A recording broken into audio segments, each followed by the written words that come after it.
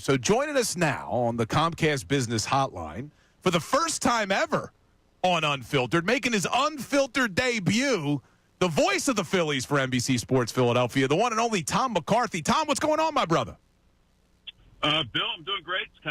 Only Tom McCarthy. Tom, what's going on, my brother? Bill, I'm doing great. It's kind of hot down here, but we're ready to roll. Do I get a shirt or something like that for being on today?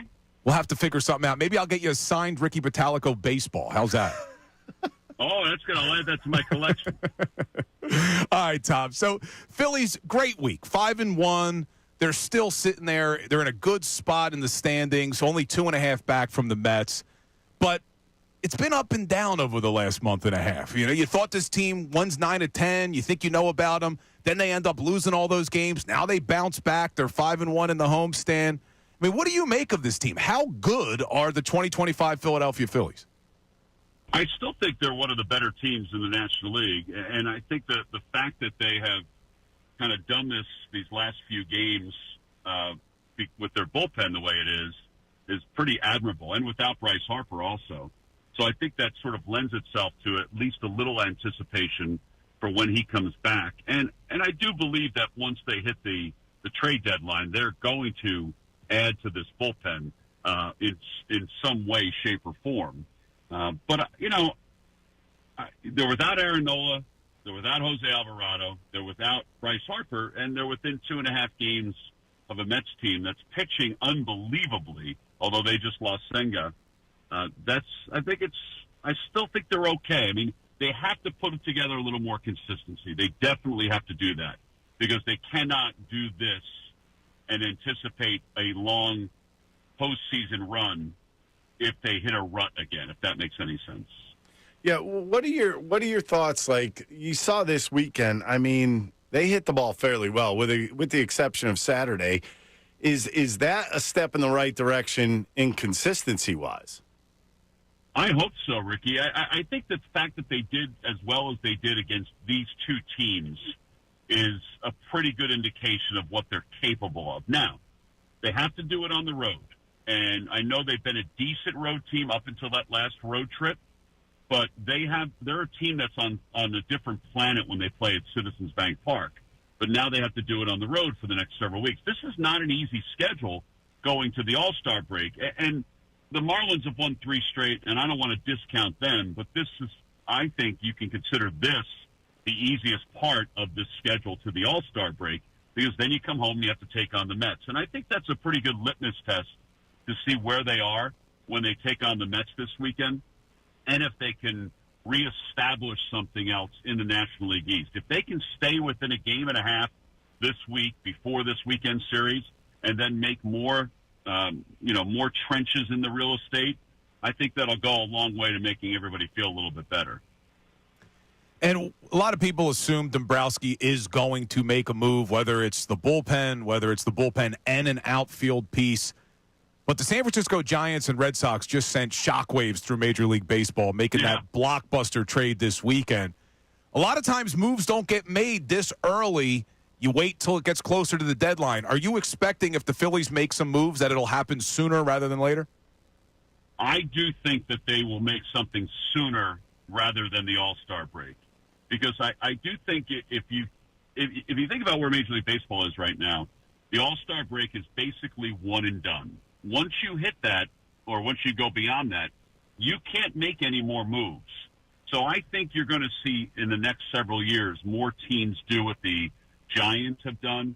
Now, the Red Sox just really did want to get rid of Devers, and I think in their mind they got a pretty good pitcher in return and one really good prospect in return, plus Jordan Hicks, who they could make a closer if they want to make a closer again. I don't know if that's what he wants to do, but the Red Sox really just wanted to get rid of Rafael Devers. They don't have to pay any of that money anymore. It opens up a lot of things for them. And as you heard them say, if we're going to pay him $300 million, then we need him to be a little more amenable to moving around. So with that said, I think you're going to see teams start to make more deals earlier before the All-Star break because it's done after that. And unless they change that with the next collective bargaining agreement, I think that's the way it's going to be the next several years. Tommy, looking forward to tonight's game. Mick Abel on the mound for the Phillies. Last two games have not been spectacular for him. His first few in the big leagues were. What are your expectations tonight for him? Well, I'm excited, Ricky, to see what he does, how he adapts, because let's face it, the Cubs were all over the high fastball, and that's a really important pitch for him. So they've tinkered with some things in the bullpen session to try to get him to get down in the zone a little bit more to get them off the high fastball. So let's see how he adjusts. I'm looking forward to it because it's Alcantara, who's pitched really well in his last two outings. The Phillies beat him up really well the last time they faced him. But more than anything else, I'm intrigued to see how Mick takes the bullpen sessions and turns them into some more success in tonight's game, if he can do that. We're talking to Tom McCarthy of NBC Sports Philadelphia on our Comcast Business Hotline.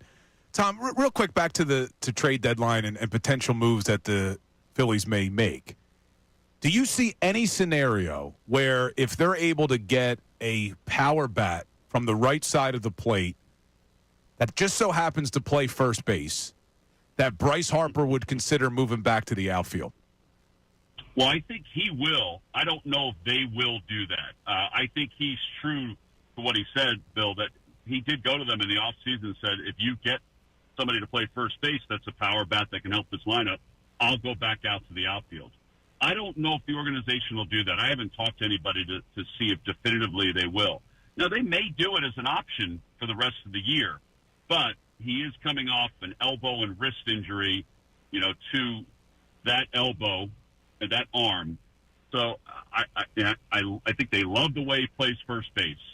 But I would not say no, but I can't honestly tell you that I've talked to anybody in the front office to say, hey, would you do this if the right piece came around? That would be disingenuous on my part to say. But he has said it. He has said that he would do it. Tom, I have to ask this about the whole trade thing. What are the Phillies willing to give up in this whole trade deadline thing? I mean, I know they have top prospects, but I'm not really sure they want to part with those. I don't think they want to part with Aiden Miller or Justin Crawford, honestly, or Andrew Painter. And I don't know if you'd consider, Mick Abel a piece now because he's up here and they need him to be up here. But I do think that they have pieces, Ricky, down in the lower levels that people would be intrigued by, whether it be Taiit, the catcher, who is, who a lot of people think is one of the better catching prospects in Major League Baseball right now, or Arun Escobar, who a lot of people think is a pretty good infield prospect. They have a lot of decisions to make even beyond this year. Now, you can't look beyond this year, but you've got Schwarber, Ranger Suarez, JT Realmuto, all these guys that are potential free agents at the end of this year. So you also have to understand that they're going to have to fill those gaps going into the offseason. I don't think any of those young players are part of that answer, except for Crawford. Maybe he's the closest of them all.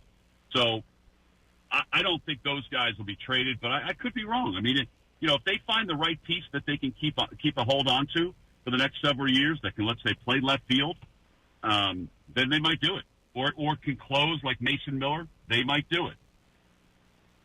Tom, we appreciate you making time, man. I know you're down in Miami and you got Crucker with you, so you're probably babysitting, so we don't want to take too much of your time. So he just finished some monkey bread, so he's feeling pretty good about today. Oh, I love monkey bread, man. Yeah. So he's going to have a good broadcast tonight.